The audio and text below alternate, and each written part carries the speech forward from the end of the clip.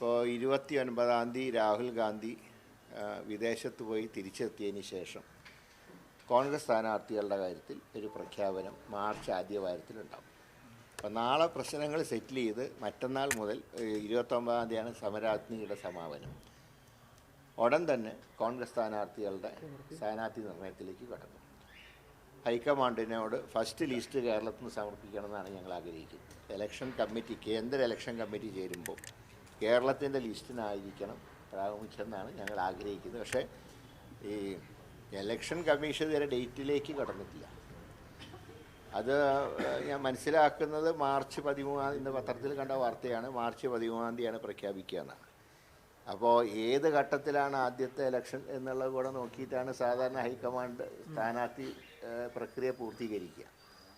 അപ്പോൾ അത് എന്തായാലും കേരളത്തിൻ്റെ ലിസ്റ്റ് റെഡിയാവും. ഹൈക്കമാൻഡിൻ്റെ അംഗീകാരം അനുസരിച്ച് എത്രയും പെട്ടെന്ന് തന്നെ ലിസ്റ്റ് പുറത്തിറങ്ങും. ഈ മൂന്നാം സീറ്റ് ഇല്ലെങ്കിൽ ഒരു കടുത്ത തീരുമാനത്തിലേക്ക് ഒറ്റയ്ക്ക് മത്സരിക്കും. അല്ല, അതൊക്കെ നാളെ ഞങ്ങൾ കോൺഗ്രസും മുസ്ലിം ലീഗുമായിട്ടുള്ള ഉഭയകക്ഷി ചർച്ചയിൽ ആ കാര്യങ്ങളൊക്കെ തീരുമാനിക്കും. ഒരിക്കലും അതിൻ്റെ പേരിൽ തർക്കം UDF ഉണ്ടാവില്ല. UDFൻ്റെ കെട്ടുറപ്പിനെ അത് ബാധിക്കില്ല. നാളെ തന്നെ തീരുമാനം എടുക്കാൻ കഴിയുമെന്നാണ് ഞാൻ പ്രതീക്ഷിക്കുന്നത്. മാർച്ച് ആദ്യവാരം സ്ഥാനാർത്ഥികൾ വരും. ഇപ്പോൾ കോൺഗ്രസിനെ സംബന്ധിച്ച് ഇപ്പോൾ അധികം സ്ഥാനാർത്ഥികളുടെ കാര്യം ആലോചിക്കേണ്ട കാര്യമില്ലല്ലോ.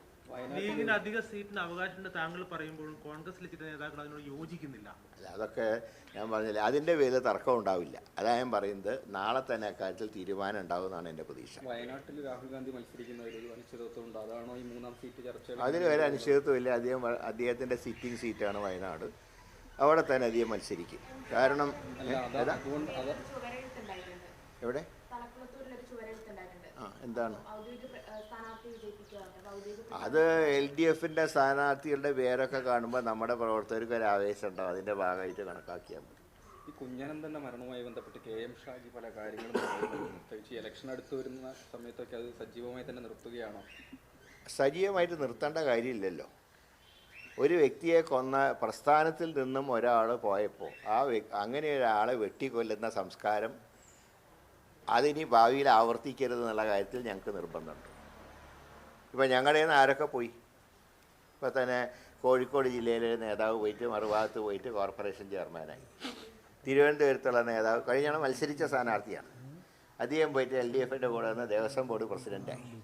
പക്ഷേ മാർക്സിസ്റ്റ് പാർട്ടിയിൽ നിന്ന് ഒരാൾ പുറത്തു പോയപ്പോൾ അദ്ദേഹത്തിന് 51 വെട്ടി കൊന്നത് ചർച്ച ചെയ്യപ്പെടണം. പ്രത്യേകിച്ച് കഴിഞ്ഞ ദിവസമാണ് ഹൈക്കോടതിയുടെ വിധി വന്നത്. മരണപ്പെട്ട കുഞ്ഞനന്തൻ ഉൾപ്പെടെയുള്ളവരുടെ ശിക്ഷ ശരിവെച്ച കോടതി അഡീഷണലായി 2 പ്രമുഖ മാർക്സിസ്റ്റുകാരെ കൂടെ ശിക്ഷിച്ചു. കീഴ്ക്കോടതി വെറുതെ വിട്ട 2 മാർക്സിസ്റ്റ് നേതാക്കന്മാരെ കൂടെ ശിക്ഷിച്ചപ്പോൾ ഒരു കാര്യം ഉറപ്പാണ്, പാർട്ടിക്ക് ഇതിൽ പങ്കുണ്ട്. അപ്പോൾ വടകരയിൽ ആ ചന്ദ്രശേഖരനെ കൊന്ന ശക്തികൾക്ക് ആ മണ്ണിൽ സ്ഥാനമില്ല എന്നുകൂടെ പ്രഖ്യാപിക്കുന്ന ഇലക്ഷൻ റിസൾട്ടായിരിക്കും വടകരയിൽ നിന്നുണ്ടാവുക.